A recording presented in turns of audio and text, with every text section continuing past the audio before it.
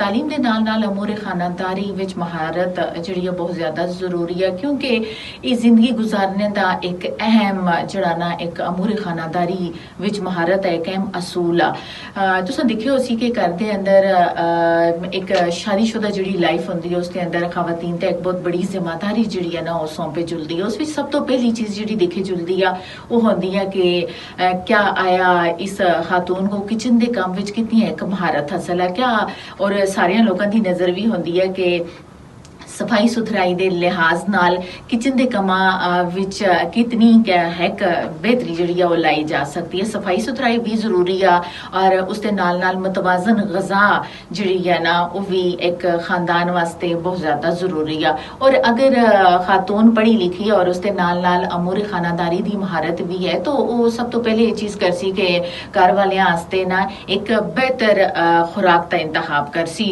अक्सर ये चीज़ सामने दिखी जुलदी है कि बहुत सारे घर के अंदर ना खवातीन जिहड़ियां होंदियां बड़ी यानी एलर्जिक होंदियां खाना बनाने के मामले में, और उन्होंने कोशिश होंदी है कि अगर असी कोई बगार करगा घर वालियां को जुड़ा ना सिर तो टाल ही छोड़ा।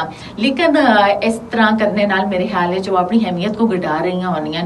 और ये चीज़ भी तुसां सारियां दिखे हो सी कि जिहड़ी खवातीन को महारत हासिल होंदी है किचन के कामां विच उसकी एक अलग अहमियत होंदी है।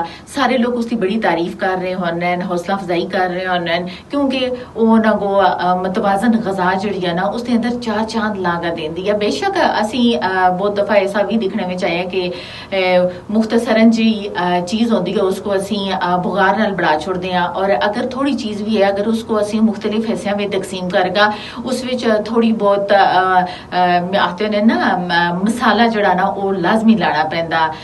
ज़बान की चाशनी के नाल नाल अगर खाने पीने की चीज़ों में भी तुसी मिठास पैदा ना कर सो ना तो फिर घर वालियां दा जायका जिहड़ा ना वो हमेशा कड़वा ही रहसी।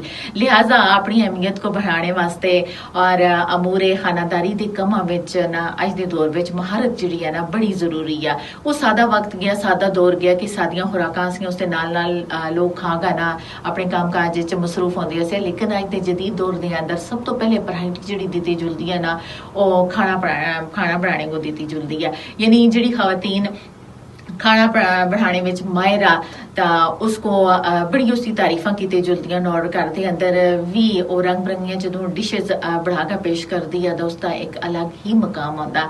लिहाजा इस चीज़ तो कतराना नहीं, हमेशा कोशिश करनी है कि अच्छे तो अच्छा घर वाले खाना बढ़ाकर उन्होंने पेश करना। और अज का इतना जदीद दौर है कि अगर कोई खाना बनाने के मामले में सुस्ता या पिछा और तुसी इतने यूट्यूब चैनल्स इतने ज़्यादा बने दिन कि उस विच हर तरह का तुसी खाना जड़ा ना वो मिनटा सैकंडा विच उसकी रेसिपी जिहड़ी है ना तुसी देख सकते हो।